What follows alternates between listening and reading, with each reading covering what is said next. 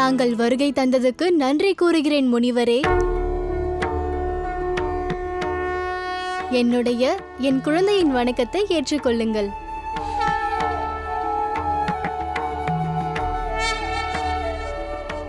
முனிவரே, நீங்கள் இங்கு வந்ததால் நாங்கள் பெருமகிழ்ச்சி அடைந்தோம். கோகுலத்தில் ஒவ்வொரு குழந்தைக்கும் நீங்கள்தான் பேரை சூட்டுவது வழக்கம். அவ்வாறு எங்கள் மகனிற்கும் அழகான பெயரை சூட்டுங்கள்.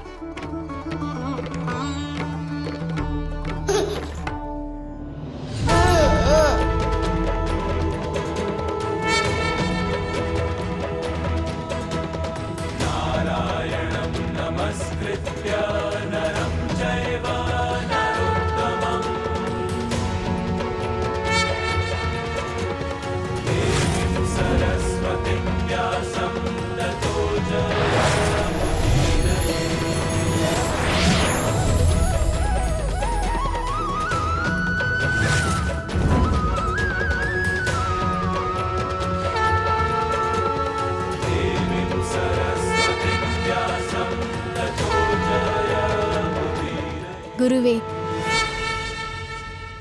என்னுடைய குழந்தை எவ்வளவு அழகாக இருக்கிறானோ அவ்வளவு அழகான பெயரை சூட்டுங்கள்.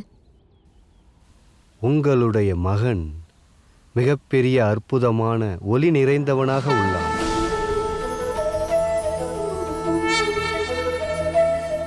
ஒரு அற்புத சக்தி இவனிடம் உள்ளது. ஒரு பார்வையிலேயே என் மனதை இவன் ஆட்கொண்டு விட்டான்.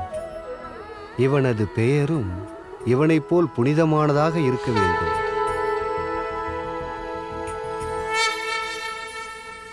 இவனுக்கு நான் சூட்டும் பெயர் கிருஷ்ணன், கிருஷ்ணன், கிருஷ்ணன், கிருஷ்ணன்.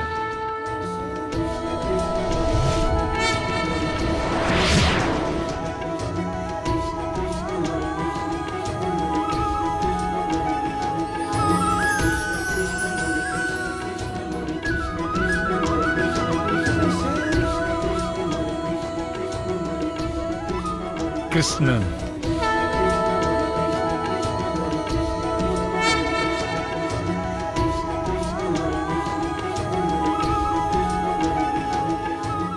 எங்கள் மகனிற்கு மிக அழகிய பெயரை சூட்டியுள்ளீர்கள். இதை கேட்ட நிமிடமே என் மனதிற்கு பரமானந்தமாக உள்ளது.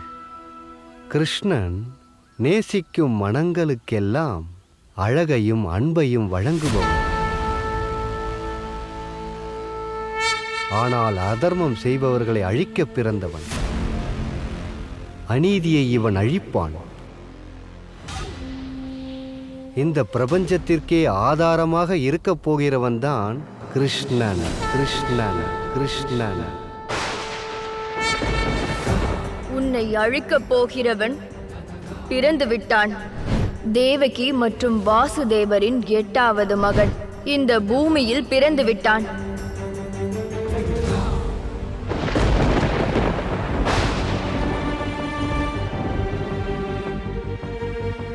பொய், பாவம் மற்றும் அதர்மத்தை அடியோடு அழித்து அதர்மம் செய்கிறவர்களை ஆட்டுவிக்கப் போகிறவன் கிருஷ்ணன்.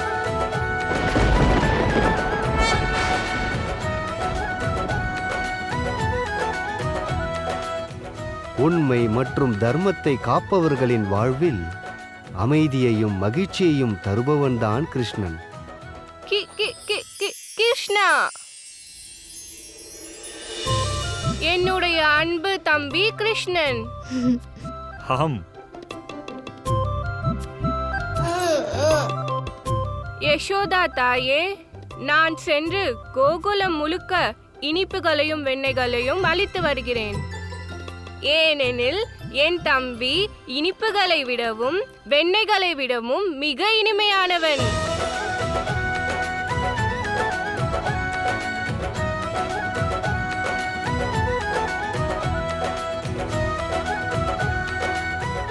வாங்கிக் கொள்ளுங்கள் மாமா, இனிப்பு உண்ணுங்கள். எனக்கு தம்பி பிறந்துள்ளான். அவனது பெயர் கிருஷ்ணன்.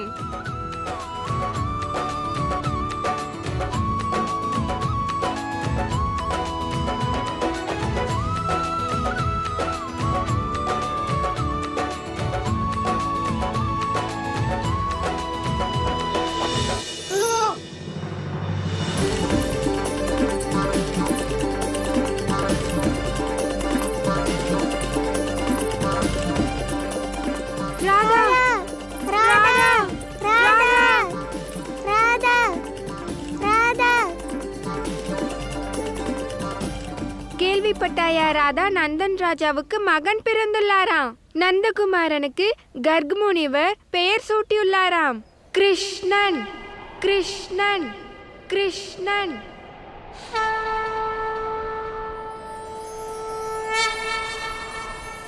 கிருஷ்ணன், கிருஷ்ணன், கிருஷ்ணன்.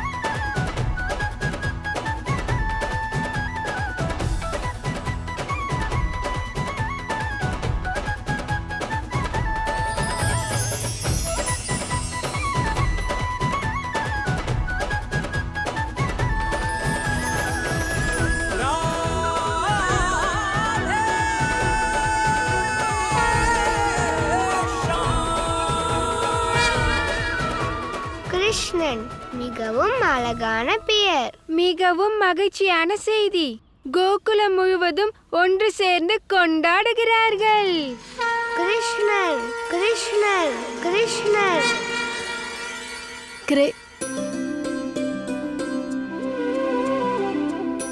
கிருஷ் பெயர் மிகவும் அழகானது முனிவரே. ஆனால் ஆனால் என்ன ஆனால் யசோதா? இந்த பெயரை கூற எனக்கே நாக்கு தடுமாறுகிறதே. முனிவரே, ஊரில் உள்ள பெரியவர்களுக்காக மற்றும் குழந்தைகளுக்காக எளிதாக உள்ள ஒரு பெயரை சூட்டுங்களேன். பெயர் என்ன பெயர்? தாய் எந்த பெயரில் அழைத்தாலும் அந்த பெயர்தான் குழந்தையின் அடையாளமாகிவிடும். நீங்கள் இவனை கிருஷ்ணன் எனலாம், கோபாலன் எனலாம், கிஷன் என்றும் அழைக்கலாம், கண்ணன் எனலாம். கண்ணனா? கண்ணன், கண்ணன், கண்ணா. இந்த பெயர் எவ்வளவு அழகாக உள்ளது. கூறவும் அழைக்கவும் இனிமையாக உள்ளது. ஆமாம், நான் முடிவு செய்து விட்டேன். கோகுலம் உன்னை கிருஷ்ணன் என்று சொல்லலாம். ஆனால் எனக்கு நீ என் கண்ணன் தான். என் கண்ணன், எனது சின்ன கண்ணன் நீ.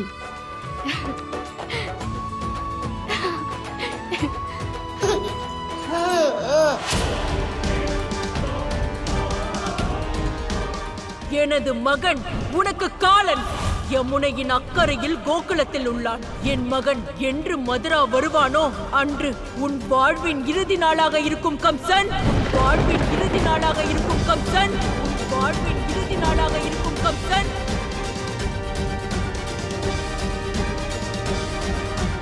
பூதகியே, நீ எங்கே இருக்கிறாய்? காட்சி கொடு பூதகியே.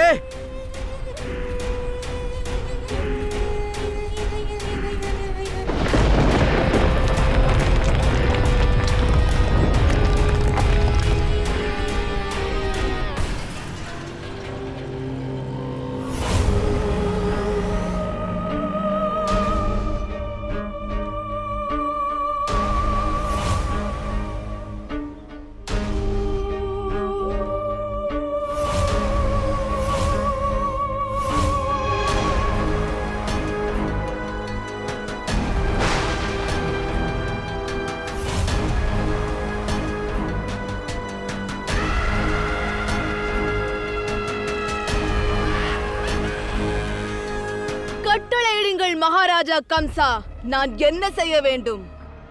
என்னுடைய அழிவை நீ அழித்தாக வேண்டும் பூதகியே.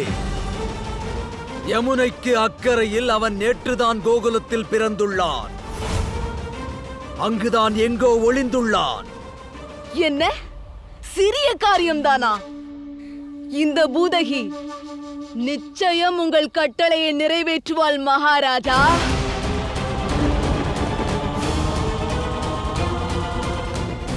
சென்று வருகிறேன்.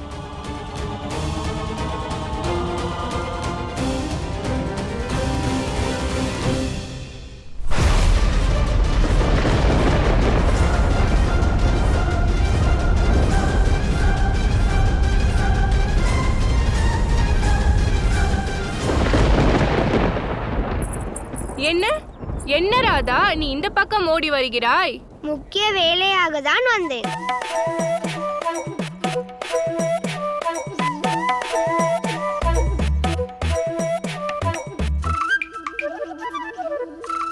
ராதா, இப்பொழுது வெண்ணெயை உண்ணு.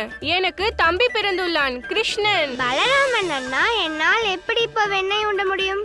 கண்ணனுக்கு வாழ்த்துக்கள் கூறாமல் வெண்ணெய் உண்பது முறையாகுமா என்ன?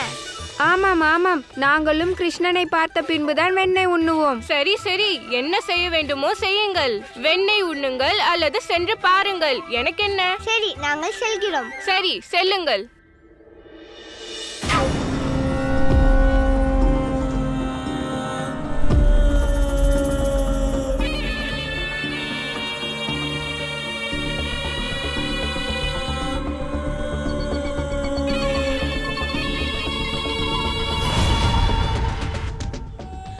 முதலில் நான் அவனை கண்டுபிடித்தாக வேண்டும்.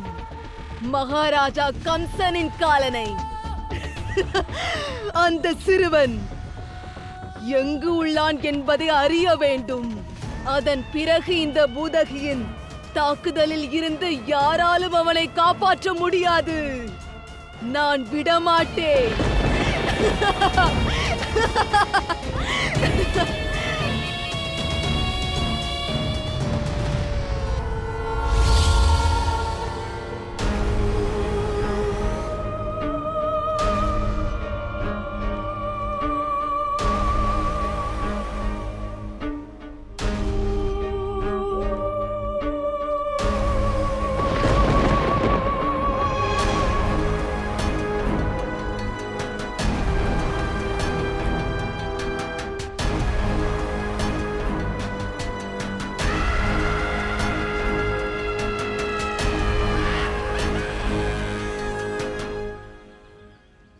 மாமா, வாங்கிக் கொள்ளுங்கள். எனக்கு தம்பி பிறந்துள்ளான், கிருஷ்ணன். வாங்கிக் கொள்ளுங்கள். அத்தையே, நில்லுங்கள். எனக்கு தம்பி பிறந்துள்ளான். அவனுக்கு பெயர் சூட்டி விட்டோம். இதோ என் கண்ணன் பிறந்ததை கொண்டாட வெண்ணெய் உண்ணுங்கள். என்னது? யசோதாவுக்கு மகன் பிறந்துள்ளானா? நேற்று மாலையிலிருந்தே பிரசவ வலியில் துடித்தாள். அப்படி என்றால் நேற்று இரவு குழந்தை பிறந்ததா? ஆம் அத்தையே.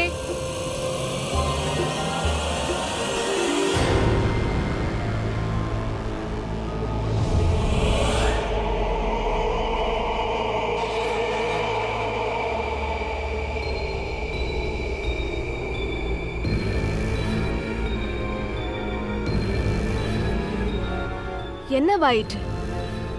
ஏன் நின்று விட்டாய்? எனக்கு வெண்ணெய் தர மாட்டாயா? முதலில் நீங்கள் யார்? நான் கோகுலத்தில் உங்களை பார்த்ததே இல்லையே.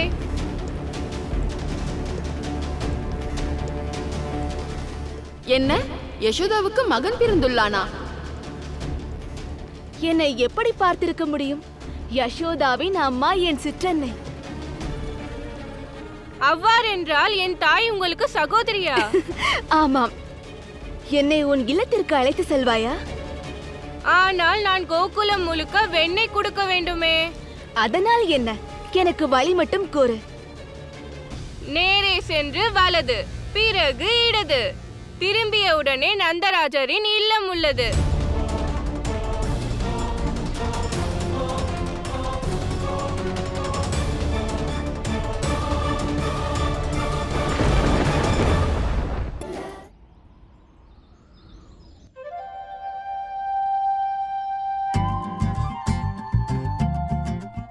ஆஹா, என் கண்ணா, இப்படி எண்ணெயை தேய்ப்பதால் என் கண்ணனுக்கு பலம் கிடைக்கும். ஆமாம். யசோதா அத்தை, நாங்கள் உங்கள் கிருஷ்ணனின் முகத்தை பார்த்தால்தான் வெண்ணெய் உண்ணுவோம். அப்படியா? ஆமாம். சரி, வந்து பாருங்கள், யார் வேண்டாம் என்று தடுத்தது?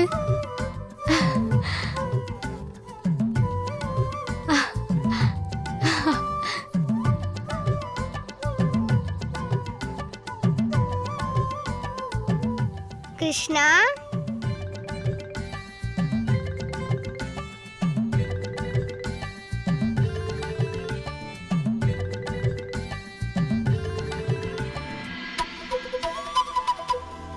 சரி, கண்ணனை பார்த்து விட்டீர்கள் அல்லவா?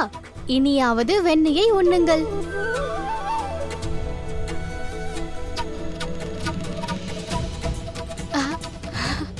பார்த்தாயா ராதா, இவனும் வெண்ணெயை உண்ணு என்று கூறுகிறான்.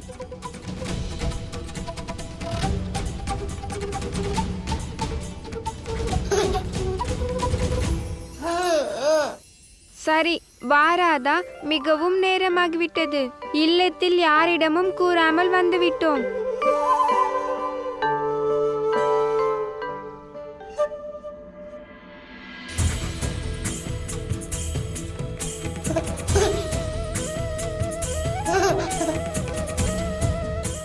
உனக்கும் கண்ணனுக்கும் ஏதோ பழைய சம்பந்தம் உள்ளது போல தோன்றுகிறது.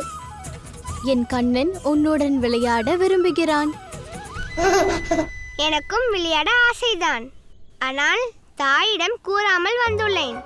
ஆகையால் செல்ல வேண்டும். கிருஷ்ணா, நான் பிறகு வருகிறேன்.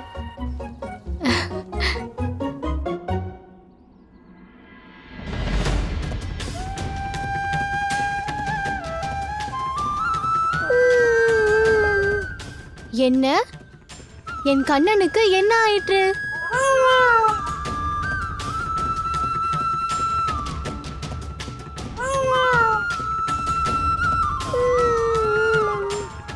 என் செல்லத்துக்கு என்னவாயிற்று? என் கண்ணனுக்கு உறக்கம் வருகிறது என்று நினைக்கிறேன். என் செல்வமே, என் நந்தகோபாலா.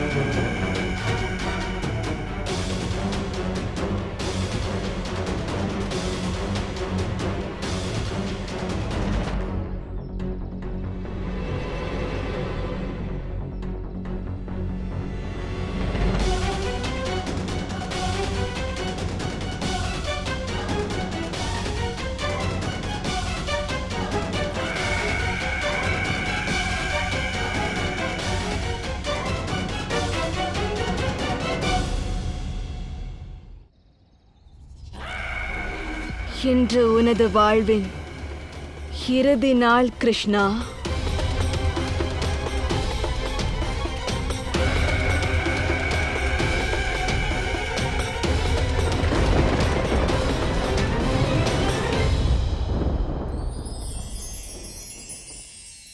வாழ்க்கையில் ஒவ்வொருவரும் வித்தியாசமானவர்கள். அதை போலவே ஒவ்வொருவரின் இன்பமும் வித்தியாசமானதுதான். சிலருக்கு நாள் முழுவதும் கடும் வேலை செய்த பிறகு ஆழ்ந்த உறக்கம் இன்பத்தை தரும். ஆனால் சிலருக்கோ குறையில்லா செல்வம்தான் இன்பம். இன்பத்திற்கு மற்றொரு குணமும் உள்ளது. நம் மகிழ்ச்சி என்பது நம்முடைய மனநிலையை பொறுத்து அமைவது. ஆகையால் துன்பத்தில் பொறுமையாகவும் இன்பத்தில் அமைதியாகவும் இருக்க வேண்டும். அப்போதுதான் சுகமான மகிழ்ச்சியான வைகுண்டத்தை அடையலாம்.